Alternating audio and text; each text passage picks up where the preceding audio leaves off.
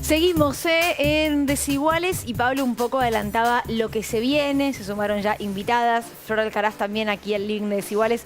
Flor, ¿querés presentarlas? Sí, estamos con María Eugenia Mendizábal, que es coordinadora del ex centro clandestino Olimpo, y también con Florencia Urosevich, que es coordinadora del Observatorio de Crímenes de Odio de la UBA y también de la UNTREF, porque, bueno, vienen a colación del informe que vamos a presentar, que surge a partir de una nota de nuestra compañera Luciana Bertoya, que publicó en Página hace unos días, y a partir de eso decidimos que la Agenda de Memoria y Verdad y Justicia no es una efeméride para Desiguales, es parte troncal de nuestros informes y de la conversación, así que a partir de esa nota pensamos en hacer este informe. Lu, te doy la palabra a vos un minuto antes de ver el informe también, con lo que tengas para aportarnos. Bueno, me parece que lo que vienen desarrollando ellas desde el Olimpo, desde el Observatorio de Crímenes de Estado, muestra las sensibilidades que se fueron desarrollando a medida que iba avanzando el proceso de verdad y justicia, ¿no? Si bien en algunos años las mujeres hablaban de los delitos sexuales que habían padecido, nadie las escuchaba y con los niños, las niñas, pasó lo mismo, ¿no? Eran solamente testigos de alguna manera de lo que habían padecido sus madres y sus padres. En algunos casos, algunos de ellos llevados incluso a los centros clandestinos de detención y habiendo estado ahí durante varios días. Compartimos, Flor, si te parece, el informe y ya abrimos el living. Dale.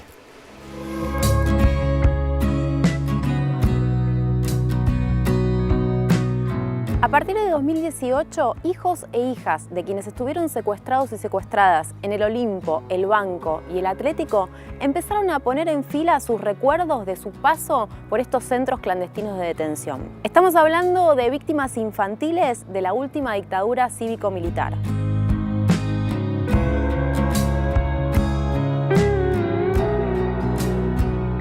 Yo estuve acá a partir del 16 de agosto, que se abre el lugar, pero nos trajeron desde el banco. Esto forma parte de un circuito que es Atlético Banco Olimpo. Este es el mundo de los sonidos para vos.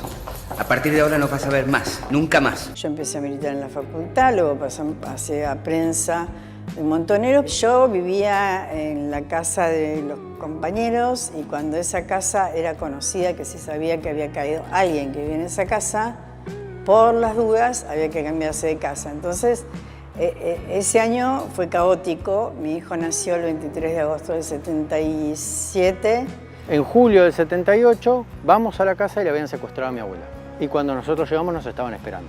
Y ahí nos llevan a los dos al banco. Yo estuve aproximadamente un día, tenía 11 meses. Acá yo estuve en el 78 con mi hermanita, 3 días, de los cuales no veo a mi vieja, mi hermana sí la traen y yo me quedo con una detenida, Susana.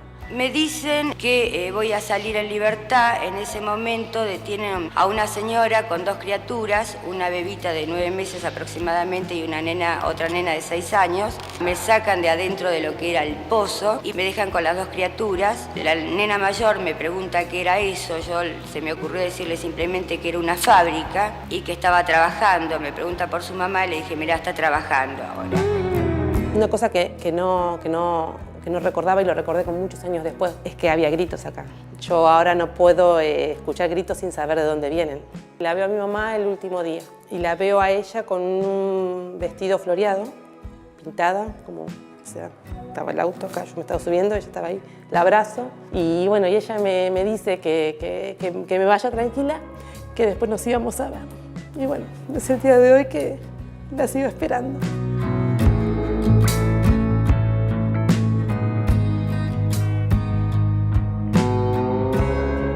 Estar en un centro clandestino secuestrado es en sí mismo un tormento, es soportar tortura. Bueno, mi mamá le preguntan qué hacer conmigo, ella escribe la dirección de la casa de mis abuelos con mucho temor y ellos dicen, bueno, lo vamos a llevar allá. Yo pensé que a mi hijo lo iban a llevar a un orfanato. Luego me enteré fortuitamente que estaba en la casa de mis padres. A mi mamá la trajeron un par de veces a mi casa, yo la vi mientras duró el secuestro. Estamos convencidos que para amedrentar a mis abuelos, que no hicieran la denuncia, llegaba golpeada, etcétera, y yo sé que me abrazaba y quería que no se fuera. Un miedo que teníamos era que nuestros hijos se iban a olvidar de nosotros. Cuando empezamos a soñar que por ahí nos liberaban en algún momento, que no nos iban a reconocer. Para mí es muy importante que sirva como para que quede plasmado en la historia. Más allá, que también es muy importante, que el Estado reconozca que nosotros fuimos víctimas. Para mí la mayor reparación es que la sociedad, el pueblo, entienda que esto no pasó, todavía está pasando. Solo en este circuito hay documentados al menos 300 casos de niños y niñas que pasaron por estos lugares. ¿Habrá otras historias de niños y niñas en otros centros clandestinos del país?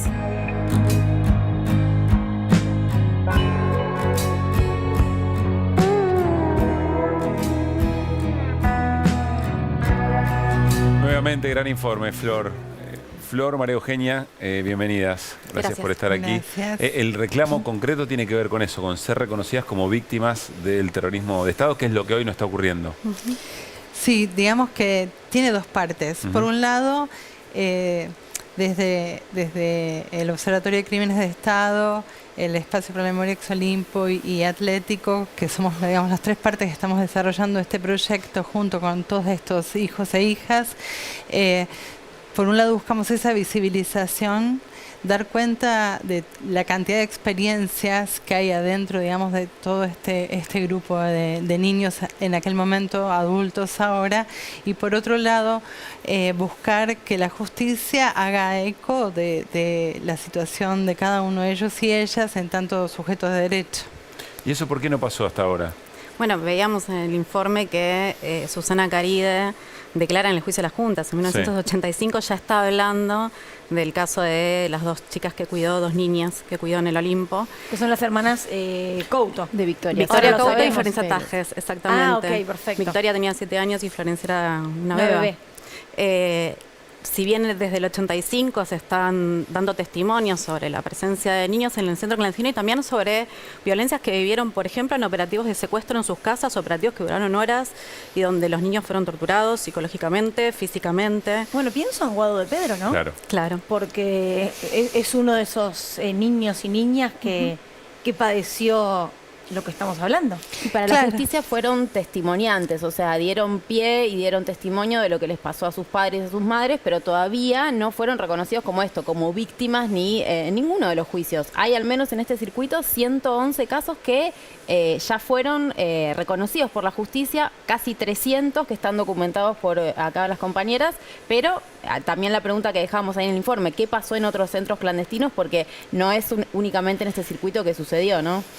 Sí, eso me parece que es quizás una de las cosas más importantes para remarcar, que no fueron prácticas aisladas que decidieron discrecionalmente algunos miembros de las fuerzas policiales, de las fuerzas militares, sino que lo que notamos son prácticas específicas perpetradas sobre niños, violencia sobre niños, de forma sistemática, y eso se ve en el actual proceso de juzgamiento, en que, por ejemplo, fiscalías de Rosario, de Córdoba, San Martín, están reconstruyendo estos casos y entonces empieza a ser una temática que da vueltas. Incluso en el marco de estos juicios del circuito Atlético, Banco y Olimpo, ya son 5 los tramos, actualmente está desarrollándose el 5º juicio.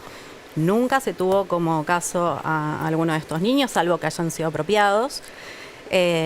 Y, por ejemplo, en el 5º tramo actual se va a presentar, el fiscal Alagia va a presentar un pedido de ampliación para incorporar a 19 niños y niñas que estuvieron en el centro clandestino. Es decir, algo está pasando ahora en la justicia. Claro, y Lu, eso, por lo que estuviste trabajando, investigando, ¿qué tan cerca o tan lejos está de que esto pase? Bueno, eso lo tiene que decidir el tribunal oral. Si el tribunal oral no quiere incorporar estos casos, van a ir a instrucción. El juez de instrucción es Daniel Rafecas, que, en los últimos procesamientos vino incorporando los casos de los niños, particularmente los que dictó por los centros clandestinos de la CIDE. Lo que hay que decir es que hay otras jurisdicciones que sí se han abocado a analizar lo que pasó con las infancias. Por ejemplo, en La Plata hace muy poco hubo una sentencia en el caso Hogar Casa de Belén, que son 3 hermanitos que fueron llevados a este lugar que dependía de la iglesia en Banfield y fueron sometidos a todo tipo de abusos y violencias durante casi 7 años.